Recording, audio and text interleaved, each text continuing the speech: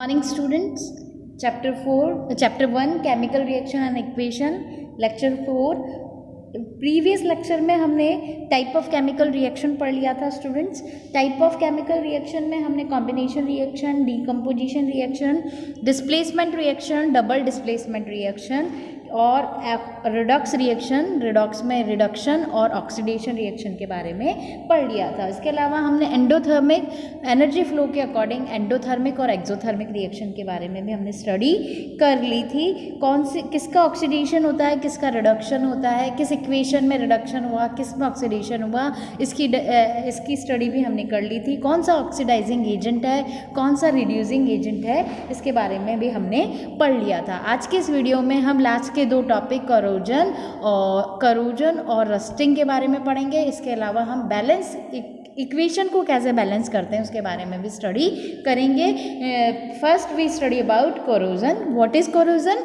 When metal surface are attract by substance. कोई भी metal की सरफेस अगर अट्रैक्ट हो रही है किसी सब्सटेंस से अराउंड इट, उसके चारों तरफ, such as oxygen, moisture, acid etcetera, वो कौन किससे अट्रैक्ट हो सकती है? ऑक्सीजन से भी अट्रैक्ट हो सकती है, मॉइस्चर से भी हो सकती है और एसिड से भी हो सकती है. तो हम इसको कहेंगे it is said to corrode.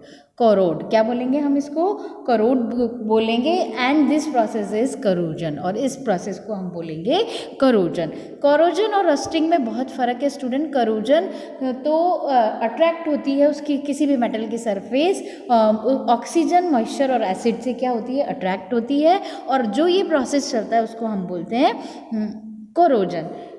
Silver पर अगर ब्लैक कलर की कोटिंग होना, आपने देखा होगा कि आपके मदर जो पायल पहनती है, चांदी का कोई भी ऑर्नामेंट, सिल्वर का कोई भी ऑर्नामेंट अगर आपके मदर पहनती हैं या आप भी पहनते हैं तो उस पर क्या हो जाता है? ये क्या हो जाती है? ब्लैक कोटिंग हो जाती है. क्यों? क्योंकि एनवायरनमेंट में ऑक्सीजन है और ये प्रोसेस जो कोरोजन का प्रोसेस है ये भी एक ऑक्सीडेशन रिएक्शन है. तो रस्टिंग में तो क्या होता है? ऑक्सीजन और मॉइस्चर होना ज़रूरी है. पर कोरोजन में क्या होगा? ये क्या करती है? जैसे कि आयरन है, देखिए बच्चों ये आयरन है. आयरन की ऑक्सीजन के साथ साथ वाटर से, वाटर यहाँ पर क्या है? मॉइस्चर. ये क्या है? मॉइस्चर. और आयरन की, ये आयरन ऑक्सीजन से रिएक्ट करके और मॉइस्चर के साथ रिएक्ट करके क्या बनाता है? हाइड्रेटेड आयरन ऑक्साइड बनाता है. ये रस्टिंग प्रोसेस है. बट कॉपर की कार्बन डाइऑक्साइड से मॉइस्चर के प्रेजेंट में जो रिएक्शन होती है वो है कॉपर कार्बोनेट बनाता है. और ये कैसा होता है? ब्लूइश ग्रीन होता है. कैसा होता है बच्चों? ब्लूइश ग्रीन होता है. कॉपर की कार्बन डाइऑक्साइड से जब रिएक्शन होती है तो कॉपर कार्बोनेट बनता है और ये ब्लूइश ग्रीन होता है. इसी तरह से सिल्वर की सल्फर के साथ रिएक्शन होती है तो एक ब्लैक सिल्वर सल्फेट बनाता है और ये ब्लैक सब्सटेंस है. कोरोजन क्या है? अनडिज़ायरेबल है. हम नहीं चाहते क्योंकि इससे मेटल ख़राब हो जाती है. तो it is undesirable since it reduce strength. क्यों? क्योंकि ये क्या कर देता है? जो मेटल है उसकी स्ट्रेंथ को रिड्यूस कर देता है, वो मेटल कमजोर हो जाता है. उसके अलावा फ्रैगमेंट्स अपीयरेंस, और जितना सुंदर वो मेटल लगता है, जैसे सिल्वर जब उस पर ब्लैक कोटिंग नहीं होती तो वो बिल्कुल चमकता हुआ दिखता है हमें सिल्वर, पर ये क्या कर देता है? उससे उसकी स्ट्रेंथ भी कम हो जाती है और वो कैसा हो जाता है? मेटल फेड हो जाता है. तो प्रिवेंशन के लिए हमें कोरोजन के प्रिवेंशन के लिए हमें क्या करना चाहिए? उसको पेंट से हम उसको कोरोजन होने से बचा सकते हैं. उसके अलावा जिंक जो इलेक्ट्रोलाइसिस से जो मेटल है उसके ऊपर लेयर चलाकर प्लेटिंग करके भी हम कोरोजन से बचा सकते हैं.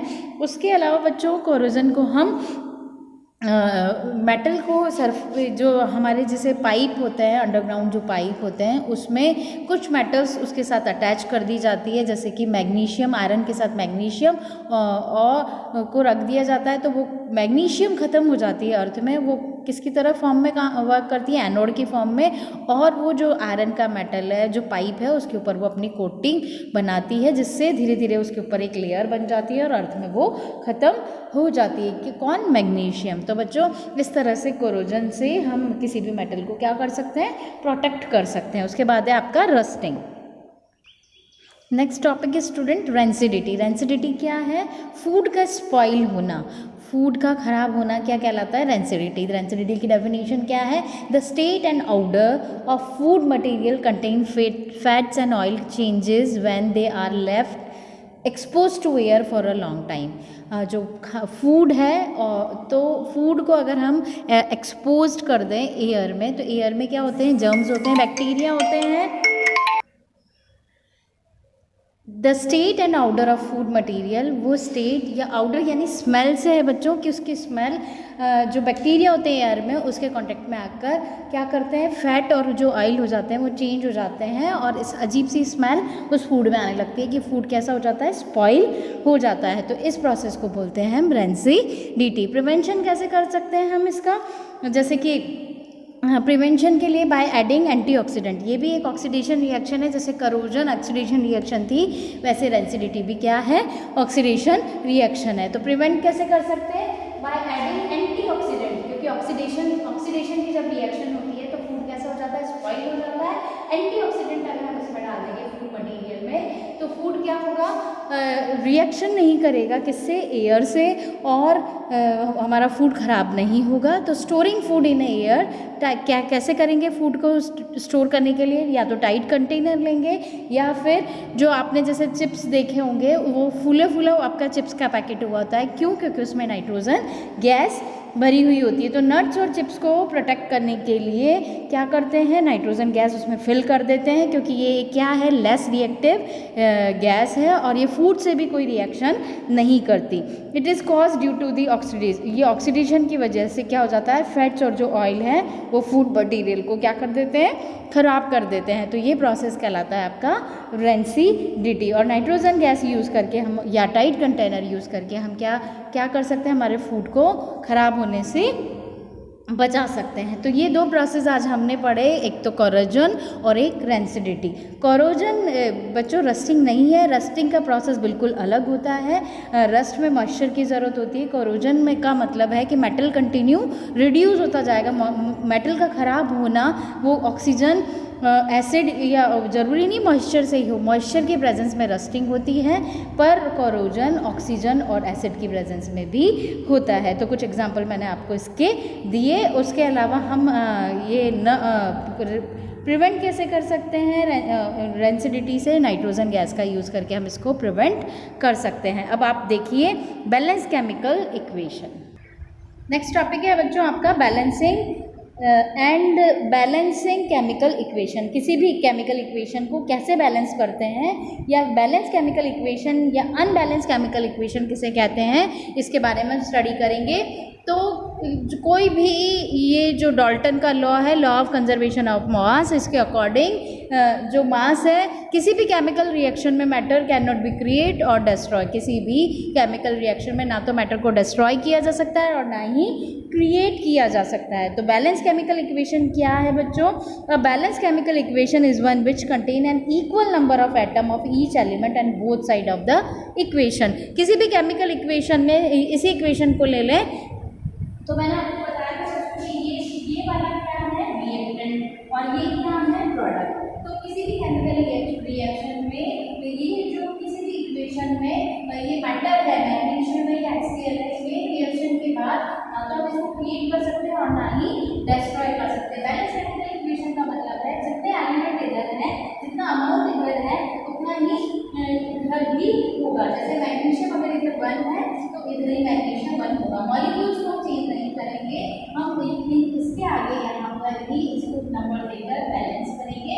दोनों तरफ इक्वल होना, दोनों एलिमेंट दोनों कंपाउंड के एलिमेंट्स बराबर हो, तो क्या लगता है आपका केमिकल बैलेंस केमिकल इक्वेशन। जैसे मैग्नीशियम इधर 1 है तो इधर भी 1 है। सबसे पहले केमिकल इक्वेशन में हम सबसे ज़्यादा को बैलेंस करेंगे। सबसे ज़्यादा क्या है तो यहाँ पर क्लोरीन है, तो क्लोरीन 2 है तो हम इसके आगे 2 लगा देंगे। तो हाइड्रोजन भी इधर भी 2 है तो क्लोरीन इधर भी 2 है। मैग्नीशियम इधर 1 है और इधर भी 1 है, तो हमें इसको बैलेंस करने की जरूरत नहीं है। तो ये है आपकी बैलेंस्ड केमिकल इक्वेशन। इस तरह से केमिकल इक्वेशन को हम बैलेंस करेंगे।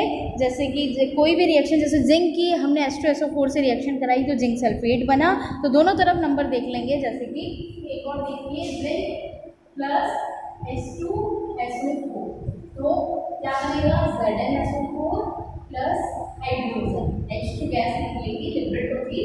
तो जिंक कितना है यहाँ पर 1, यहाँ 1 है, यहाँ भी 1 है। हाइड्रोजन यहाँ पर कितनी है 2 है, और सल्फेट यहाँ SO4 कितना है, SO4 वाला ऑक्सीजन 4 है, तो ये ऑलरेडी बैलेंस रिएक्शन है, इसको हमको बैलेंस नहीं करना, ये ऑलरेडी बैलेंस है। क्यों? There is an equal number of atom all the element on both side of the equation. दोनों साइड क्या है, जो नंबर है एटम के वो इक्वल है। अनबैलेंस केमिकल रिएक्शन वो होती है जिसमें बोथ साइड पर क्या होते हैं, एलिमेंट जो होते हैं, the number of atom of the element on the two side of equation is not the same. दोनों साइड अगर सेम नहीं होते तो वो बैलेंस रिएक्शन नहीं होती। तो इस तरीके से हम बैलेंस करने का तरीका क्या है, सबसे पहले तो द करेक्ट फार्मूला और symbol for each substance involve in the reaction must be known. जो रिएक्शन हो रही है उसमें जो फार्मूला है वो बिल्कुल करेक्ट होना चाहिए दोनों side. None of the subscribe of the formula on the left hand side can be change in balancing the equation. हमें लेफ्ट हैंड साइड पर यानी कि जो प्रोडक्ट बना उसमें कोई चेंज नहीं करना है, सिर्फ नंबर ऑफ एलिमेंट के जो एटम है उन्हीं को ही बैलेंस किया जाता है, और इस तरह से हम एलिमेंट को बैलेंस कर सकते हैं। तो बच्चों ये चैप्टर आपका फिनिश हो गया है। नेक्स्ट वीडियो में हम सेकेंड चैप्टर को डिस्कस करेंगे, इसको हम बुक से भी आप क्लियर कर लेते हैं। आपके तीनों टॉपिक कोरोजन, रेंसिडिटी और बैलेंस केमिकल इक्वेशन।